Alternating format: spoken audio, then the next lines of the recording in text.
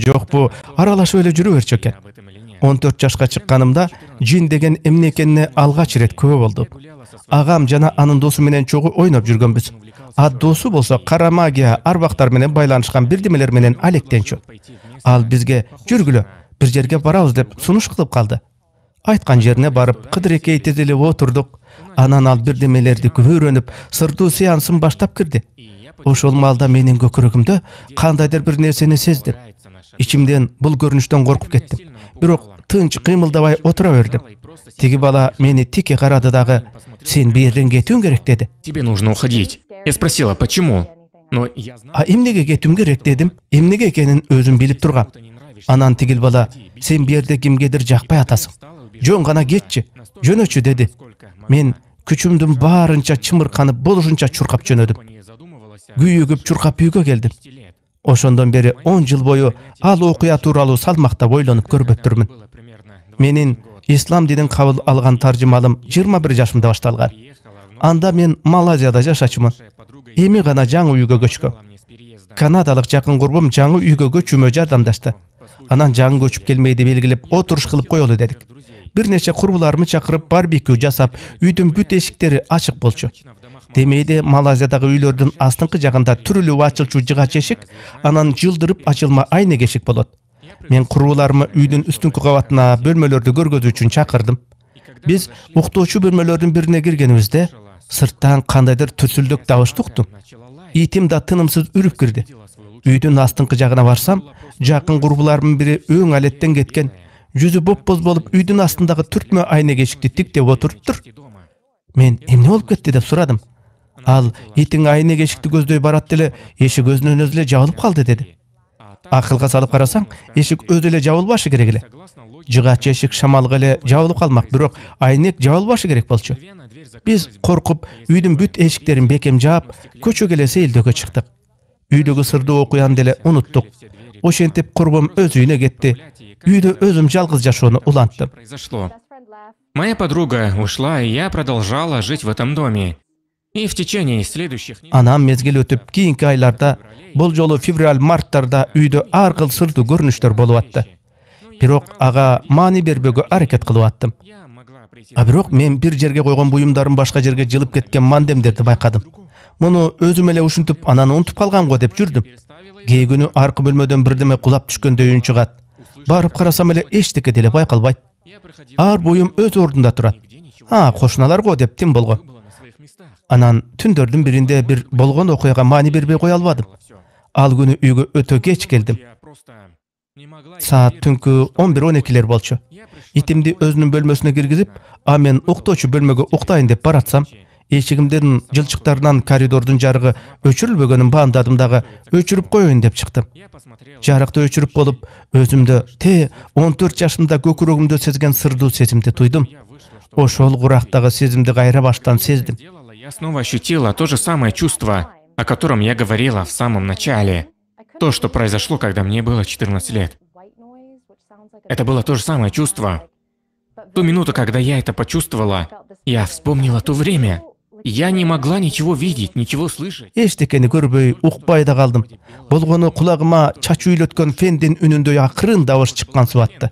Ошол дабыш, ошол энерге кайдан келип атканын туюп аябай коркуп кеттим. Эшикти жаптым дагы, кулпулап салдым. Кайра жатчу керебетиме бурула берерде, эшикти бирөө өтө катуу урду эле эшик силкилдеп кетти.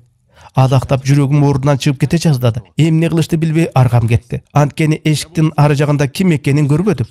Аны менен күрөшө да албай аттым. Эчтеке кыла албай отурдум. Ал куракта мен Кудайга ишенбеген ашынган атеист болчумун. Дин карманган курбуларыма шылдыңдай карап, асманда бирөө бар имиш, ал бүт баарын жараткан имиш дешкен эмне деп маани берчү эмесмин. Өмүр менен өлүмдүн ортосунда кылтылдаган көп учурларым болду. Корккон кезде кайсы бир Кудайга жалууну оюма да келбейт эле. Анткени кыйын учурда Кудай жардам берет дегенге эч ишенчү эмесмин. Ошентип, үйдө эшик тарсылдаган соң оюмда боштук ээлеп турду. Бирок оозума бир эле сөз келди. Ал Аллах деген сөз. Негедир ошол учурда Кудайга, Аллахка мага жардам бер деп жалынгым келди. Керебетиме жаттым дагы алаксыш үчүн ноутбуктан бирдемелерди карап отуруп, кайра тез эле мемиреп уйкуга кирдим. Взывать к Аллаху, чтобы он помог мне. Я легла на кровать. Включила что-то на своем ноутбуке, чтобы отвлечься, и уснула невероятно быстро, чего обычно со мной не происходило. Я помню, что той ночью шел дождь настолько сильно, что... Ошол түнү сыртта дыбырап жамгыр жаады. Ошол жаан мени таза кылып арулап кеткенсиди. Эртең менен турдум дагы, эң алгач эле айткан сөзүм, мындайча айтканда оозданган дуам десем да болот. Аллах рахмат сага. Кечээ күнкү коркунучтан мени кутулткан сен болсоң, эгер сен мени мусулман болумду кааласаң, ушул акыйкат жолго түшүүмдү кааласаң, анда сен мага ошол жолду көргөзүүң керек. Анткени эч ким мени сенин барлыгыңа ынандыра алган эмес деп ичимен Кудай менен сүйлөштүм. Ошондон кийин мен ислам динине кызыга баштадым.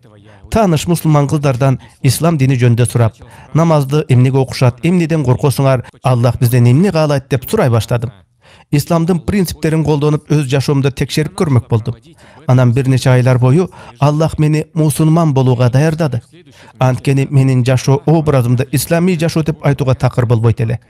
Мен өзүмдү жакшы мусулман кыз болдум деген абалга жетүү үчүн жашоомдо көп нерсени өзгөртүүгө туура келди, иншалла. Арак шарап, пиво ичкенди таштадым. Исламды өзүмө колдонууну сабырдуулуктан баштадым.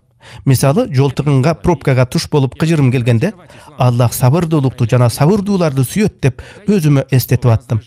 Ошондон кийин акыбал өз ордуна түшүп, жеңилденип калганымды сездим.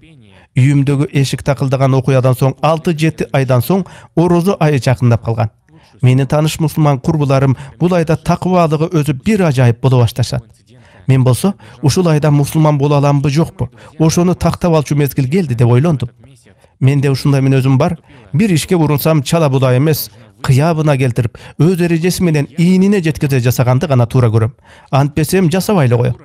Орозо айында эле мусулман боло коюуну, жылына бир ай гана өзүмө мусулман болууну мен туура көргөнүм жок. Мусулман болсом, бир жыл бою мусулман болуп жүрүү көөнүмө жагып туруп алды. Ошон үчүн теги эле мен мусулман боло аламбы? Исламдын бүт эрежелерин так тутуп жашай аламбы? Ошону чечүүм керек эле. Ошентип, орозонун алгачкы күнүн кармап баштадым. Ар күнү Курандын бир жүзүн окуп, ушул айда хиджаб кийдим. Кыйын болсо дагы намаз окууну үйрөндүм. Астыма кагазга биримелерди жазып, баарын өзүм үйрөндүм. Орозодо мага исламды Аллахтан башка эч ким деле үйрөткөн жок.